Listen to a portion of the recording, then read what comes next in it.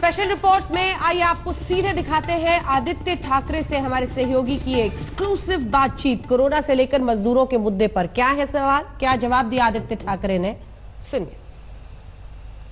मुंबई में जिस तरीके से आंकड़े बढ़ रहे हैं उसके बाद इस तरीके की फैसिलिटीज तैयार करना अब जरूरी हो गया है। खास करके मुंबई की पब्लिक स्पेसेस पे इस तरीके के मॉड्यूलर हॉस्पिटल्स बनाने का काम शुरू हो गया है। 325 बेड का ये हॉस्पिटल, आपको यकीन नहीं होगा, महाराष्ट्र मुंबई के महालक्ष्मी रेसकोर्स के पार्किंग लॉट में ये बन रहा है। और इस तरीके की कई फैसिलिटीज और बन रही है। किस तरीके से मुंबई इस पूरी कोविड की लड़ाई के साथ जीतने की कोशिश कर रही है, हमारे साथ बात करने के लिए मुंबई के गार्डियन मिनिस्टर है जो खुद इस फैसिलिटीज पर ध्यान देने की कोशिश कर रहे हैं। बात करते हैं आदित्य ठाकरे से। आदित्य जी, जिस तरीके की ये फैसिलिटी तैयार की जा रही है वो देखते हुए आप क्या कहेंगे कि कितनी बेड्स हम तैयार कर पाएंगे और कब तक ये तैयार होगा? मैं हूँ, फिर जो मेरे कलीग है असलम शेख जी है वो है, हम सारे लोग, राजेश टोपे जी घूम रहे हैं, हम सारे लोग यही कोशिश कर रहे हैं कि मुंबई में ज़्यादा से ज़्यादा बेड्स उपलब्ध हो। आपने देखा होगा सीएम साहब की जो सूचना थी उसके ऊपर डोम 600 बेड्स का है, फिर बीकेसी 1000 बेड्स का है। वैसे ही हम काफ़ी सारे ऐसे रेस कोर्स है, विलिंगटन क्लब है, इन्होंने काफ़ी सारे लोगों ने हमें खुद की जगह दी है। तो लगभग पहले फेज़ में 9000 बेड्स हम उपलब्ध कर पाएंगे, ये हमारी आशा है, ये हमारी कोशिश है। तो मतलब अगले महीने तक मुंबई में 9000 बेड्स और उपलब्ध हो जाएंगे, जिसमें अस्पताल के बेड्स भी होंगे, क्वारंटाइन फैसिलिटी के भी होंगे और आईसीयू भी उसमें शामिल। बिल्कुल, जो क्वारंटाइन फैसिलिटी है वो CC1 होती है, CC2 आइसोलेशन बेड्स है। हम ऑक्सीजनेशन भी दे रहे हैं, वो ऑक्सीजन कॉन्सेंट्रेटर्स वगैरह काफ़ी सारी मशीनें हैं वो लगा रहे हैं।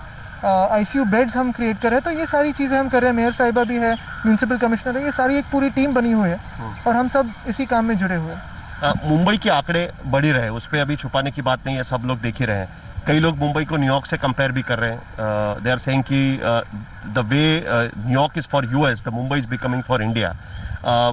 How will you tackle these things, you know, because the numbers are rising, the beds are in less availability, people are finding it difficult to get themselves admitted.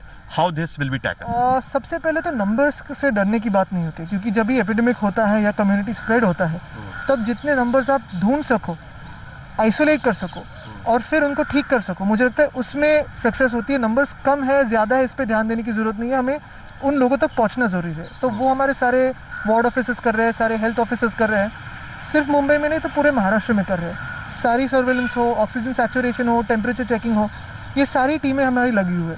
तो हम एक्टिवली अभी केसेस को चेस करें। ऐसा नहीं है कि हम केसेस के लिए वेट करें, हम उनके पीछे जा रहे हैं। दूसरी चीज़ यही रही कि अब जो हॉस्पिटल फैसिलिटीज़ है उसको बढ़ाने की कोशिश है, एम्बुलेंसेज रेट्रोफिट की है, तो ये सारी चीज़ें हो रही है। लगातार कुछ तस्वीरें आपने देखी होगी सोशल मीडिया पर वायरल हो जाती है। जो गवर्नमेंट हॉस्पिटल है वो ज़्यादातर टारगेट में आ जाते हैं कि बाहर पैसेज में लोग पड़े हुए हैं, कई जगह पे जो डेड बॉडीज़ हैं उनके बगल में उनको रखा गया है, मॉर्चुरीज पूरी तरीके से फिल है। डर इस बात का है कि क्या हाथ से सिचुएशन निकली जा रही है, क्या बहुत ज़्यादा डरने की ज़रूरत है? आप क्या कहेंगे गार्डियन मिनिस्टर? बिल्कुल नहीं लगता, हमारी पूरी टीम्स इसमें लगी हुई है। जो भी सोशल मीडिया पे आता है हम उसको रिस्पॉन्ड करते हैं, इमीडिएटली एक्ट करते हैं। हर जगह BMC के सारे जो अफसर हैं, पुलिस के अफसर हैं, ये सारे काम में व्यस्त हैं और ये इतने ही देख रहे कि किसी भी नागरिक को तकलीफ ना हो, चाहे वो माइग्रेंट लेबर क्यों ना हो या फिर मुंबई कर या थाने कर या सोलापुर कर क्यों ना हो। हमारी टीमें सारी जगह लगी हुई है। हाँ बिल्कुल, ये ग्लोबल पैंडेमिक है, थोड़ी तकलीफ तो होने वाली है क्योंकि दुनिया लॉकडाउन में है, देश लॉकडाउन में है, महाराष्ट्र लॉकडाउन में है, तो गुड सप्लाईज, ये थोड़ी चीज़ें आगे पीछे हो जाती है, लेकिन मेडिकल रिस्पॉन्स हम जितना कर सकते हैं उतना कर रहे हैं। क्या जो पब्लिक हॉस्पिटल्स है, BMC की हॉस्पिटल्स है, उन पर जो लोड है उसको कम करने के लिए फैसिलिटीज बनाई जा रही है? खास बिल्कुल, वो तो पहले से रहा है, जितने हम बेड्स बनाए उतना कम पड़ते हैं क्योंकि हमारे देश की तो आबादी काफ़ी बड़ी है। लेकिन जितने भी हम बफर बेड्स कर सकते हैं, जैसे हमने कहा कि पहले फेज में 9000 बेड्स कर रहे हैं, वो भी काम शुरू है। कई केसेस ऐसे भी आ रही कि जो कह रहे हैं कि हमने फ़ोन किया कंट्रोल रूम को, हमको बेड नहीं मिला, 5-5, 6-6 घंटे लोग रुकते हैं। कभी कभी ऐसे होता है कि कंट्रोल रूम में बैठने वाले लोग 50 है, 100 है, लेकिन 3-4 हज़ार फ़ोन आते हैं एक दिन में। तो हर एक को अभी रिस्पॉन्ड कर रहे हैं हम, सोशल मीडिया पे कर रहे हैं, फेसबुक, ट्विटर, इंस्टाग्राम हो या फिर फ़ोन हो या फिर हमारे सर्वेलेंस से जो आते हैं उनको भी रिस्पॉन्ड कर रहे हैं। What changes you think should be made now? 2 महीने के बाद अगर ये स्थिति है, इसके अलावा क्या चेंजेस करने की ज़रूरत है? क्या जो सिस्टम है उसको एक बार फिर उसको ठीक करने की जरूरत है? ये जो पूरी एक वायरस की समस्या है ये हमारे हैबिट्स पे भी काफ़ी निर्भर करती है। जैसे हमने अभी मास्क पहने हुए, लेकिन मास्क खोलते वक्त कैसे खोल रहे, मुंह को हाथ ना लगाए, हाथ साफ रखें, सैनिटाइज करते रहें। ये पर्सनल हाइजीन, पर्सनल डिसिप्लिन कितना होता है, मुझे लगता है इस पर काफ़ी सारा निर्भर करेगा। जो मैं पहले से कहता आया हूँ कि ये पोस्ट कोरोना वर्ल्ड जो है, पोस्ट कोरोना दुनिया जो है, वो कैसे रहेगी ये हम पे निर्भर करता है। हम इसमें से जल्द कैसे बाहर निकले इस पूरे समस्या से, वो भी हम पे निर्भर करता है। क्योंकि एक है मेडिकल रिस्पॉन्स, एक है बेड्स, लेकिन उन बेड्स तक हम कैसे ना जाए और फिट कैसे रहे, तंदुरुस्त कैसे रहे, मुझे लगता है वो अपने पे भी निर्भर करता है काफ़ी सारे वक्त। जैसे अभी हमने एक डिस्टेंस रखा हुआ है, वैसे ही मुझे लगता है कि काफ़ी सारे लोग फॉलो कर रहे हैं। मुंबई जैसे शहर में ये पॉसिबल नहीं है। मुंबई इतना डेंसली पॉपुलेटेड शहर है, क्या ये सबसे बड़ा रोड़ा है जो मुंबई में आज हम नंबर देख रहे हैं? इन बातों पे गौर करना मुझे लगता है अभी ये वक्त नहीं है। अभी यही है कि खुद को कैसे बचाए। जैसे वो प्लेन में अनाउंसमेंट होती है ना कि दूसरों को बचाने से पहले खुद का मास्क पहन लो, वैसे पहले खुद को बचाएंगे तो पूरी सोसाइटी को बचा सकेंगे। मुंबई से हमने देखा बहुत सारे माइग्रेंट वर्कर्स निकल के जा रहे हैं, आपने भी देखा होगा हाईवे से लोग चल के जाते हैं और अभी भी उसको रोक नहीं पा रहे हैं। इसको क्या कहेंगे, मतलब क्या किस सरकार के ऊपर हम कह सकते हैं कि क्या मजदूरों में वो आस्थापना नहीं रही कि जिसके वजह से मुझे मजदूर लगता है कि अभी किसी पे उंगली उठाने का वक्त नहीं है। अभी पॉलिटिकल एक्यूजेशन ये तो सारी चीज़ें होते रहेंगी बाद में। अभी उनको मदद कैसे कर सके, उनको यहाँ जो लोग हैं ट्रेनों में कैसे उनको वहाँ भेज सके, या फिर जिनको अपने अपने गांव जाना है कैसे क्या करना है, मुझे लगता है अभी उसी पे फोकस करें।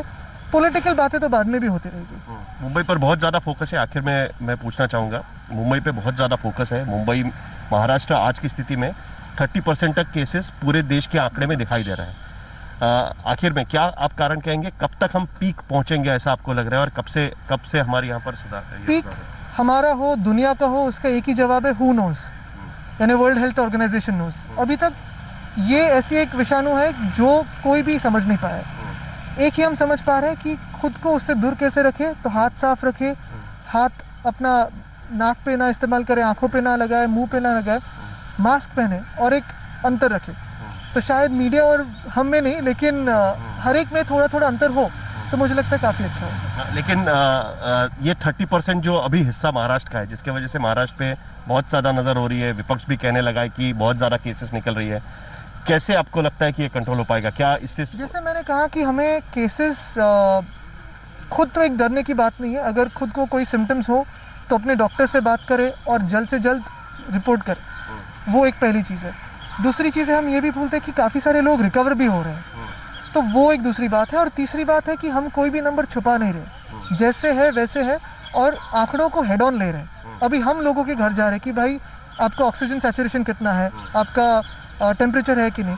तो मुझे लगता है कि ये जो एक हमने स्टैंड लिया है, आपने देखा होगा जो वर्ल्ड हेल्थ ऑर्गेनाइजेशन के नवारो साहब भी है, उन्होंने भी प्रशंसा की है मुंबई की। तो मुझे लगता है इन्हीं सारी चीज़ों से हमें आगे जाना होगा, और सारे अन्य राज्य जो है वो भी ऐसे करे तो देश को आगे ले जा सकते हैं। बहुत बहुत शुक्रिया हमसे बात। थैंक यू, धन्यवाद।